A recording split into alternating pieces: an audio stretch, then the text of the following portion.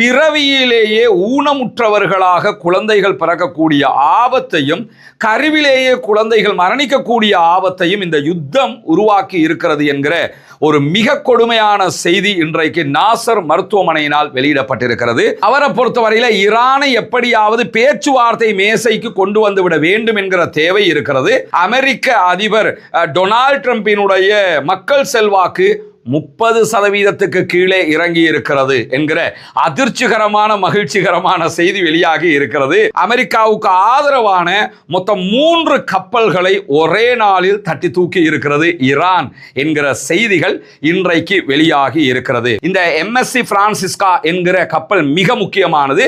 இது இஸ்ரேலுக்கு சொந்தமான ஒரு பாரிய கொள்கலன் கப்பலாக இருக்கிறது. வளமையில் என்ன பண்ணுவாங்கன்னா ஒரு ராணுவ அணிவகுப்பு அப்படின்னு சொல்லி கொண்டு வருவாங்கல்ல, ஒரு ராணுவத்தை அணிவகுப்பாக நடத்தி ஆயுதங்கள் அப்படி காட்சிக்கு வச்சு ராணுவங்களை அந்த மாதிரி தான் நடக்கு.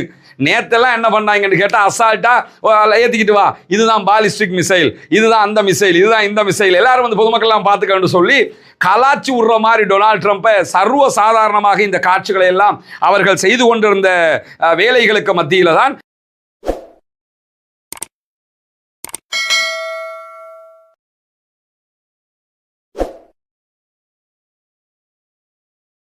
அன்றுக்கினிய சகோதர சகோதரிகளை நம் அனைவர் மீதும் ஏக இறைவனுடைய அமைதியும் கருணையும் உண்டாகட்டுமாக என்கிற உயரிய பிரார்த்தனைகளோடு பாலஸ்தீனம் மீதான இஸ்ரேலிய ஆக்கிரமிப்பு இராணுவத்தினுடைய 2 ஆண்டு கால யுத்தங்கள் ஒரு யுத்த நிறுத்தமாக மாற்றப்பட்டு இன்றோடு 194வது நாட்களை தாண்டி கொண்டிருக்கக்கூடிய சூழல்ல பாலஸ்தீனம் மீது 2 ஆண்டுகள் நடத்தப்பட்ட யுத்த நிறுத்தமாக மாற்றப்பட்டாலும் அங்கு ஏற்படுத்தப்பட்ட விளைவுகள் பல நெடுங்காலங்களுக்கு தொடரக்கூடிய ஒரு மாபெரும் ஆபத்து உருவாகி இருக்கிறது. குறிப்பாக இந்த நிமிடம் வரைக்கும் காசாவினுடைய ரஃபா கடவை திறக்கப்படாமல் இருக்கிறது. முழுமையாக அது ஓபன் பண்ணப்படுகிற பட்சத்தில் தான் அவர்களுக்கு தேவையான உணவுகள், மருந்துகள், சுத்தமான குடிநீர் எல்லாம் கிடைப்பதற்கான வாய்ப்புகள் இருக்கிறது. அதே நேரத்தில் இந்த 2 ஆண்டு கால பாரிய யுத்தம் என்பது உள்நாட்டுக்குள்ள காசாவுக்குள்ள குறிப்பாக பலதரப்பட்ட விளைவுகளை ஏற்படுத்தி இருக்கிறது. அதிலே மிக முக்கியமான ஒரு விளைவு என்னன்னா, பிறவியிலேயே ஊனமுற்றவர்களாக குழந்தைகள் பிறக்கக்கூடிய ஆபத்தையும் கருவிலேயே குழந்தைகள் மரணிக்கக்கூடிய ஆபத்தையும் இந்த யுத்தம் உருவாக்கி இருக்கிறது என்கிற ஒரு மிக கொடுமையான செய்தி இன்றைக்கு நாசர் மருத்துவமனையினால் வெளியிடப்பட்டிருக்கிறது. பிறவி குறைபாடுகள் அதிகரித்து கொண்டே இருக்கிறது. பச்சிளம் குழந்தைகள் உயிர் பிழைப்பதே மிகவும் அரிதானதாக மாறி இருக்கிறது என்று சொல்கிறது கான் யூனிஸ்ல இருக்கக்கூடிய நாசர் மருத்துவமனையினுடைய குழந்தைகள் காப்பக பிரிவு. குறிப்பாக போரினால் ஏற்பட்டிருக்கக்கூடிய, யுத்தத்தினால் ஏற்பட்டிருக்கக்கூடிய இந்த ஆபத்து என்பது குழந்தைகளுக்கு தேவையான பலவிதமான பிரச்சனைகளையும் உண்டாக்கி இருக்கிற அதே நேரத்தில் 5 காரணங்களால் கருவிலேயே குழந்தைகள் மரணிப்பதும் அதே போன்று பிறக்கும் போதே ஊனமுற்றவர்களாக பிறப்பதும் உருவாகிறது என்று பட்டியலிடுகிறது நாசர் மருத்துவமனை. குறிப்பாக தொடராக இருக்கக்கூடிய பரவலான பசியால குழந்தைகளுக்கு கருவிலேயே இந்த ஆபத்து ஏற்படுகிறது. சுகாதார சேவைகளுடைய மொத்த சரிவு இதற்கு ஒரு காரணமாக இருக்கிற. தேவையான வைட்டமின் டேப்லெட்டுகள் கிடைக்க மாட்டேங்குது, அவர்களுக்கு தேவையான அடுத்தடுத்த சுகாதார ஏற்பாடுகள் கிடைக்காமல் இருக்கிறது. இதுவெல்லாம் மிகப்பெரிய இழப்பாக மாறி இருக்கிற அதே நேரத்தில் காசாவுக்குள்ள இருக்கக்கூடிய சன நெரிசலும் இதற்கான காரணம் என்று சொல்லப்படும். ஒரு குறிப்பிட்ட பகுதியில் 25 லட்சம் மக்கள் வாழ வேண்டிய ஒரு நிர்பந்தம் இருக்கக்கூடிய காரணத்தினால இந்த நிலை தோற்றம் பெற்றிருக்கிற அதே நேரத்தில் அசுத்தமான குடிநீரும் இதற்கான ஒரு காரணமாக பேசப்படுகிற அதே நேரத்தில் தொடர்ச்சியான வான்வழி தாக்குதல்களும் இந்த நிலையை உண்டாக்கி இருக்கிறது. காசாவுக்குள்ள ஏற்பட்டிருக்கக்கூடிய இந்த நிலை காரணமாக கடந்த ஆண்டு மாத்திரம் 457 பச்சிளம் குழந்தைகள் உயிரிழந்திருக்கிறார்கள். அதே போன்று யுத்த காலத்திற்கு முந்தைய காலத்தோடு ஒப்பிட்டு பார்க்கிற போது 50% இது அதிகரிப்பை காட்டுகிறது. ஏற்கனவே மரணிச்சவங்களை விட 50% அதிகரிப்பாக இது பதிவாகி இருக்கிறது என்கிற செய்திகளும் வெளியாகி இருக்கிறது. இப்படி தொடர்ந்து காசாவில் ஏற்படக்கூடிய அழிவுகளும் அந்த மக்களுக்கு ஏற்பட்டிருக்கக்கூடிய துன்பங்களும் பட்டியலிடப்பட்டு கொண்டே வருகிற அளவுக்கு இஸ்ரேல் ஒரு நிரந்தர அழிவை காசாவுக்குள் செய்திருக்கிறது. அல்லாஹ்வினுடைய சாபமும் அல்லாஹ்வினுடைய அழிவும் தான் அவர்களுக்கு ஏற்பட வேண்டும், இஸ்ரேலிய யூதர்களுக்கு, குறிப்பாக ஜியோனிஸ்டுகளுக்கு என்கிற பிரார்த்தனையை நாம் முன்வைக்க கடமைப்பட்டிருக்கிறோம். இவ்வளவு பெரிய அழிவை உண்டாக்கி வைத்திருக்கிறார்கள். அரபு தேசங்களும் ஐரோப்பிய நாடுகளும் சர்வதேசமும் கைகட்டி மௌனமாக பார்த்து கொண்டிருக்கக்கூடிய சூழலை நம்ம அவதானிக்க முடியும். இப்படியான சூழல்ல தான் ஈரானுக்கும் அமெரிக்காவுக்கும் இடையிலான வார்ங்கிறது ஒரு உச்சம் தொட்டிருக்கக்கூடிய சூழல்ல தற்காலிக யுத்த நிறுத்தம் ஒன்று ஏற்பட்டிருந்தது. அந்த யுத்த நிறுத்தத்தை 2 நாட்களுக்கு நாங்கள் நீட்டிக்கிறோம் என்று சொல்லியிருக்கிறார் அமெரிக்க அதிபர் டொனால்ட் ட்ரம்ப். ட்ரம்பை பொறுத்தவரையில் அவர் யாருங்கிறத தொடர்ந்து நம்ம பேசி வர்றோம். அவருடைய மனோநிலை எப்படி இருக்கிறது என்பதெல்லாம் உலகமே பார்த்து கொண்டிருக்கக்கூடிய சூழல்ல இனிமே டைமே கொடுக்க மாட்டேன், அடுத்தது அடிதான் என்றெல்லாம் பேசுவாரு. ஆனா அடுத்து நாங்கள் 2 நாளைக்கு நீட்டிக்கிறோம் பாரு. காரணம் என்னன்னா, அவரை பொறுத்தவரையில ஈரானை எப்படியாவது பேச்சுவார்த்தை மேசைக்கு கொண்டு வந்து விட வேண்டும் என்கிற தேவை இருக்கிறது.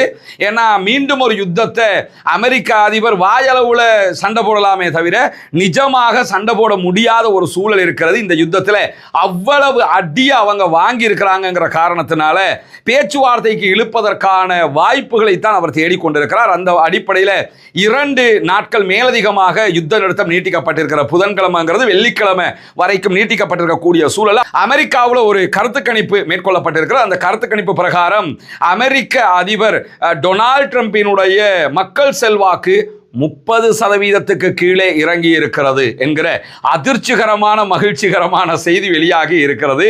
ஏன்னா கமிங் நவம்பர்ல அங்க ஒரு இடைக்கால தேர்தல் வரை இருக்கிறது. அந்த தேர்தலை இலக்கு வைத்து தான் இந்த யுத்தத்துக்கே அவர் வந்தார். பல காரணங்கள், அதுவும் ஒரு காரணம். நாங்க ஈரானை கட்டிச்சிட்டோம், தட்டி தூக்கிட்டோம், ஆட்சியை மாத்திட்டோம், எனவே எனக்கே நீங்க ஓட்டு போடணும், அமெரிக்காவை பாதுகாப்பது தான் என்னுடைய முக்கியமான நோக்கம், இதெல்லாம் பீத்துறதுக்காக தான் வந்தாரு. ஆனா ஒண்ணுமே நடக்கல. இப்பொழுது ஈரானை வச்சு அவருக்கு அங்க டாமினேட் பண்ண முடியாத ஒரு நிலை இருக்கிற காரணத்தினால என்ன பண்ண பார்க்கிறாருன்னு சொன்னா, எப்படியாவது ஈரானை பேச்சுவார்த்தை மேசைக்கு கொண்டு வந்து அதுல சரணடைய வைக்க பார்ப்போம் என்ற ஒரு ட்ரையை பண்ணிக்கிட்டு இருக்கிறாரு. எது எப்படி போனாலும் அவருடைய செல்வாக்கு 30% கீழே இறங்கி இருக்கிறது என்கிற செய்திகள் வெளியாகி இருக்கிறது. இப்பொழுது 48 மணி நேர யுத்த நிறுத்தம் அறிவிக்கப்பட்டிருக்கிறது. இந்த யுத்த நிறுத்தத்தை பொதுவாகவே அமெரிக்க அதிபர் நீட்டிப்பதற்குத்தான் விரும்புகிறார் என்கிற செய்திகள் வெளியாகி இருக்கிறது. காரணம் என்னன்னு கேட்டா, 60 நாள் போர் அதிகார சட்ட காலம் அடுத்த வாரம் முடிவுக்கு வருகிறது. அமெரிக்காவினுடைய பிரதிநிதிகள் சபை அவருக்கு இந்த அனுமதியை கொடுத்த அனுமதின்னு சொன்னா, அமெரிக்காவினுடைய பிரதிநிதிகள் சபையில் ஒரு வாக்கெடுப்பு கொண்டு வரப்பட்டது. ஈரான் மீதான யுத்தத்தை தொடரக்கூடாது என்று சொல்லி அந்த வாக்கெடுப்பு தோல்வி அடைந்தது. ஒரே ஒரு வாக்கு வித்தியாசத்தில் அதிபர் ட்ரம்பினுடைய தரப்பு ஜெயிச்சாங்க. இது 60 நாட்களுக்கு தான் செல்லுபடியாகும். 60 நாளுங்கிறது இன்னொரு 1 வீக்ல முடிவுக்கு வருகிறது. இந்த 1 வீக்குக்கு பிறகு அவருக்கு இந்த யுத்தத்தை சட்டப்படி தொடர முடியாது. அமெரிக்க அதிபர் அவரே தன்னிச்சையாக ஒரு யுத்தத்தை பண்ணணும்னா அவருக்கு 60 நாட்கள் மட்டும்தான் டைம் கொடுக்கப்படும். அதுக்கு மேலதிகமாக பண்றதா இருந்தா பிரதிநிதிகள் சபையில வாக்கெடுப்பு கொண்டு வரப்பட்டு அதுல ஜெயிக்கணும். ஆல்ரெடி கொண்டு வரப்பட்ட வாக்கெடுப்புல அவர் ஒரே ஒரு வாக்கால தான் ஜெயிச்சிருக்கிறாரு. திரும்ப கொண்டு வரப்பட்ட அவர் தோல்வி அடைந்திருவாருங்கிறதுனாலையும் எப்படியாவது இந்த யுத்த நிறுத்தத்தை நீட்டிக்க வேண்டிய ஒரு இக்கட்டான சூழ்நிலைக்கு அவர் தள்ளப்பட்டிருக்கிறார் என்பதை நம்ம புரிந்து கொள்ளுகிற அதே நேரத்தில் இதுவரைக்கும் ஈரான் இந்த யுத்த நிறுத்த நீட்டிப்பு தொடர்பான தன்னுடைய எந்த கருத்துக்களையும் சொல்லவில்லை என்பதையும் நம்ம புரிஞ்சுக்கிறோம். ஈரானுடைய தஸ்னீம் நியூஸ் ஏஜென்சி வெளியிட்டிருக்கக்கூடிய தகவல்கள்ல அடுத்த கட்டமாக இந்த யுத்த நிறுத்தத்தை நீட்டிப்பதற்கான அமெரிக்க அதிபருடைய அறிவிப்பு தொடர்பாக ஈரான் இன்னும் கருத்து வெளியிடவில்லை என்பதை ஒரு செய்தியாக அவர்கள் வெளியிட்டிருப்பதை நம்ம அவதானிக்க முடியும். இதற்கிடையில அமெரிக்காவுக்கு ஆதரவான மொத்தம் 3 கப்பல்களை ஒரே நாளில் தட்டி தூக்கி இருக்கிறது ஈரான் என்கிற செய்திகள் இன்றைக்கு வெளியாகி இருக்கிறது. குறிப்பாக அவர்கள் இன்றைக்கு கைப்பற்றி இருக்கக்கூடிய 3 கப்பல்கள்ல இந்த MSC பிரான்சிஸ்கா என்கிற கப்பல் மிக முக்கியமானது. இது இஸ்ரேலுக்கு சொந்தமான ஒரு பாரிய கொள்கலன் கப்பலாக இருக்கிறது. இந்த கப்பலையும் இன்னைக்கு அவங்க தட்டி தூக்கி இருக்கிறாங்க. மொத்தம் 3 கப்பல்களை அவர்கள் கைப்பற்றி இருக்கிறார்கள். MSC பிரான்சிஸ்கா, எபமினோடஸ் என்கிற ஒரு கப்பல். இந்த 2 கப்பலுமே ஒரு பாரிய கொள்கலன் கப்பல்களாக இருக்கிறது என்று IRGC விடுத்திருக்கக்கூடிய அறிவிப்புல சொல்லி இருக்கிறாங்க. மொத்தம் 3 கப்பல்கள். அதற்கு அவங்க சொல்லக்கூடிய காரணம் என்னன்னு கேட்டா, ஹொர்முஸ் ஜலசந்திங்கிறது ஈரானுடைய அண்டர் கண்ட்ரோல்ல இருக்குது. நீங்க அதை தாண்டி போறதா இருந்தா எங்க கிட்ட கேட்டுட்டு தான் போயிருக்கணும். நீங்க நினைச்ச மாதிரி எல்லாம் பயணிக்க முடியாது. அப்படி பயணிப்பதற்கு முயற்சி செய்தாலே உங்களை நாங்கள் கைப்பற்றுவோம். எங்க கப்பல்களை அமெரிக்கா கைப்பற்றும் போது அமெரிக்காவுக்கு ஆதரவான கப்பலை நாங்க கைப்பற்ற மாட்டோமான்னு சொல்லி தட்டி தூக்கி இருக்கிறாங்க. அந்த கப்பல்கள் தற்போது ஈரானுடைய கடற்கரைக்கு கொண்டு செல்லப்பட்டிருக்கிறது. ஈரானுடைய துறைமுகங்களுக்கு கொண்டு செல்லப்பட்டிருக்கிறது. அதை தாண்டி அமெரிக்கர்கள் ஈரானுடைய கப்பல்கள் மீது முற்றுகையை விதித்துக் கொண்டிருக்கிறார்கள். இதற்கு பதிலடியாகவும் இந்த காரியத்தை நாங்கள் செய்திருக்கிறோம் என்று IRGC இன்றைக்கு விடுத்திருக்கக்கூடிய அறிவிப்புல மேலதிகமாக ஹொர்முஸ் ஜலசந்தி மூடப்பட்டிருக்கிறது. நாங்கள் எல்லா பகுதிகளிலும் அமெரிக்க இஸ்ரேலிய ஆதரவு கப்பல்களை கைப்பற்றுவோம் என்பதை அறிவித்திருக்கிறார்கள். இதுல இருந்து என்ன தெரியுதுன்னா, அமெரிக்காவுக்கு வரலாற்றுல எவனும் இப்படி ஒரு டஃப் கொடுத்துருக்க மாட்டாங்க. யுத்தம்னா யுத்தம், சமாதானம்னா சமாதானம், அடின்னா அடி, அமைதினா அமைதி. அதை தாண்டி என் கப்பலை நீ அடிச்சியா, உன் கப்பலுக்கு நான் அடிப்பேன், என் கப்பலை நீ தூக்கினியா, உன் கப்பலை நான் தூக்குவேன்னு சொல்லி இவ்வளவு பிரம்மாண்டமான வேலைகளை ஈரான் செய்கிறது. இதெல்லாம் அமெரிக்க அதிபர் கனவுலையும் நினைச்சிருக்க மாட்டார். ஏன்டா போய் வம்புல மாட்டிக்கிட்டேன்னு யோசிக்கிற அளவுக்கு ஈரானுடைய பதிலடிகள் தொடர்கிற அதே நேரத்தில் ஈரான் இன்றைக்கு ஒரு கப்பல் மீது தாக்குதலும் நடத்தி இருக்கிறது. UKMTO என்கிற பிரித்தானியாவுடைய கடல்சார் பாதுகாப்பு அமைப்பு வெளியிட்டிருக்கக்கூடிய அறிவிப்பில் ஒரு கொள்கலன் கப்பல் மீது இன்றைக்கு IRGC-யினுடைய படகு படை பிரிவு தாக்குதல்களை நடத்தி இருக்கிறது என்கிற செய்திகளும் வெளியாகி இருக்கிறது. தொடர்ந்து அமெரிக்காவுக்கு, குறிப்பாக அமெரிக்க அதிபருக்கு ரொம்ப குடைச்சல் கொடுத்துக்கிட்டு இருக்கிறாங்க ஈரான்காரங்கிறது தெளிவா தெரியுது. பாவம், வயசான காலத்தில் இவ்வளவு டென்ஷனை கொடுத்துக்கிட்டு இருக்கிறாங்களே ட்ரம்புக்குங்கிற அளவுக்கு நிலைமை மாறி போய் இருக்கக்கூடிய சூழல்ல நேற்று ஈரானுடைய IRGC புரட்சிகர காவலர் பிரிவினுடைய தோற்றம் பெற்ற நாள், அவர்கள் அந்த படைப்பிரிவை உருவாக்கிய நாள். அது தொடர்பாக தெஹ்ரான் முழுவதுமே பாலிஸ்டிக் மிசைல்கள், அவர்களுடைய ஆயுதங்கள் என்று பலவாறான ஆயுதங்களை சர்வசாதாரணமா ரோட்ல கொண்டு வந்து மக்களுக்கு காட்டிக்கிட்டு இருந்தாங்க IRGC-யினுடைய படைப்பிரிவு. என்னடா பண்றீங்க என்று யோசிக்கிற அளவுக்கு இப்ப சும்மா விளையாட்டு பொருட்கள் மாதிரி ஆக்கிட்டாங்க. வளமையில் என்ன பண்ணுவாங்கன்னா, ஒரு ராணுவ அணிவகுப்பு அப்படின்னு சொல்லி கொண்டு வருவாங்கல்ல, ஒரு ராணுவத்தை அணிவகுப்பாக நடத்தி ஆயுதங்கள் அப்படி காட்சிக்கு வச்சு ராணுவங்கள் அந்த மாதிரி தான் நடக்கு. நேத்தெல்லாம் என்ன பண்ணாங்கன்னு கேட்டா, அசால்ட்டா ஏத்திக்கிட்டு வா, இதுதான் பாலிஸ்டிக் மிசைல், இதுதான் அந்த மிசைல், இதுதான் இந்த மிசைல், எல்லாரும் வந்து பொதுமக்கள்லாம் பார்த்துக்கன்னு சொல்லி கலாச்சி விடுற மாதிரி டொனால்ட் ட்ரம்பை சர்வ சாதாரணமாக இந்த காட்சிகளை எல்லாம் அவர்கள் செய்து கொண்டிருந்த வேலைகளுக்கு மத்தியில் தான் மீண்டும் ஒரு யுத்தத்தை டொனால்ட் ட்ரம்ப் உருவாக்கினார் என்று சொன்னால் ரொம்ப அதிர்ச்சிகரமான அடிகளை அவர் வாங்குவார் என்கிற செய்திகளை வெளியிட்டிருக்கக்கூடிய IRGC மேலதிகமாக இன்றைக்கு நியூயார்க் டைம்ஸினுடைய ஒரு செய்தியும் மக்களுக்கு மத்தியிலே பரவலாக பார்க்கப்படக்கூடிய ஒரு செய்தியாக மாறி இருக்கிறது. அதுதான் இந்த செய்தி. நியூயார்க் டைம்ஸ் இந்த காட்சிகளை வெளியிட்டிருக்கிறது. இது ஒரு சேட்டலைட் காட்சி. இந்த காட்சியில் நீங்க பாத்தீங்கன்னா, ஈரான்கிட்ட இருந்து அமெரிக்கா வாங்கிய அடிகளுடைய சேட்டலைட் காட்சிகள் தான் இதில் காட்டப்படுது. இது எல்லாமே அமெரிக்காவுடைய தளங்கள். மொத்தம் 8, 9, 10, 11 தளங்கள். குறிப்பாக நீங்க பாத்தீங்கன்னா, அலி அல் ஷலோம் குவைட்ல இருக்கக்கூடிய தளம் இது. இது வந்து கேம்ப் அரிஃப் ஜான்ங்கிறது குவைட்ல இருக்கக்கூடிய அமெரிக்காவுடைய பேஸ். இது அது அடி வாங்கினது எப்படின்னது சேட்டலைட் காட்சி. இது எல்லாமே அல் ஜசீரா வெளியிட்ட காட்சிகள் கிடையாது. இது எல்லாமே நியூயார்க் டைம்ஸே அவங்களே கலாச்சிக்கிறாங்க. நம்ம யாரும் கலாய்க்க தேவையில்லை, அவங்களே கலாச்சிருக்கிறாங்க. இதை நீங்க பார்க்கலாம். குவைட்ல இருக்கக்கூடிய அடுத்த போர்ட், அதே மாதிரி இதுவும் குவைட்ல இருக்கக்கூடிய போர்ட், இதெல்லாம் குவைட் பேஸ். அடுத்து பஹ்ரைன்ல இருக்கக்கூடிய, அதே மாதிரி பிரின்ஸ் சுல்தான் சவுதி அரேபியாவில் ஏற்பட்டிருக்கக்கூடிய அழிவுகள், அங்கே அவர்களுடைய தளத்தில் வாங்கி கட்டியிருக்கக்கூடிய காட்சிகள். அதே போன்று அல் உதை போர்ட், கத்தருடைய உதை போர்ட். அதே மாதிரி இங்க பாத்தீங்கன்னு சொல்லி சொன்னா அல் தாஃப்ரா போர்ட் UAE, அங்க வாங்கின அடிகள். அதே போன்று எர்பில் ஏர்போர்ட் ஈராக்ல வாங்கி கட்டியிருக்கக்கூடிய அடிகள். அதே போன்று மோஃபாக் என்கிற ஒரு தளம் ஜோர்டான்ல இருக்கிறது. அதே நேரத்தில் ஜபல் அலி போர்ட் UAE.